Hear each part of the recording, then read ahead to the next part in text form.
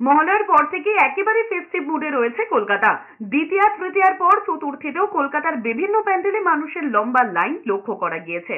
উত্তরের কাশীবোস লেন থেকে শুরু করে হাতিবাগান সর্বজনীন কিংবা নলিনী সরকার স্ট্রিট, আবার দক্ষিণের মুদিয়ালি, শিব মন্দির, চেতলা অগ্রণী, সুরুচি সংঘ, পাশাপাশি বেহালার নতুন দল থেকে সল্টলেক, দমদম থেকে বাইপাসের একাধিক নামকরা পুজোগুলি আগেভাগেই দেখে রেখেছেন উৎসাহী দর্শনার্থীরা।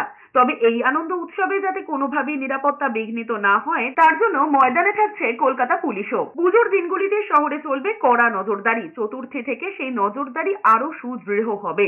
চতুর্থীর দিন থাকছে কয়েক হাজার পুলিশ কর্মী। পঞ্চমী থেকে নবমী পর্যন্ত শহরে মোতায়েন থাকবে বহু সংখ্যক পুলিশ। অ্যাম্বুলেন্স থাকবে শহরের বিভিন্ন জায়গায়।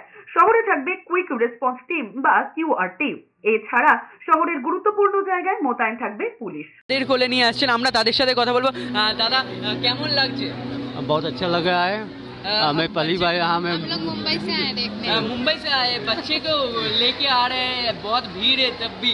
हाँ, वो कोलकाता का फर्स्ट टाइम देख रहे हैं हम लोग। कैसा लग रहा है कोलकाता का? अच्छा लग रहा है, काफी अच्छा डेकोरेशन है। আমরা মোটামুটি তো ৮-১০টা দেখা হয়ে গেছে। আমরা বেরিয়েছি দুপুর ১টার সময়। এটাও খুব সুন্দর করে প্রতি বছর আসি, এবছরও ওই জন্য আসলাম।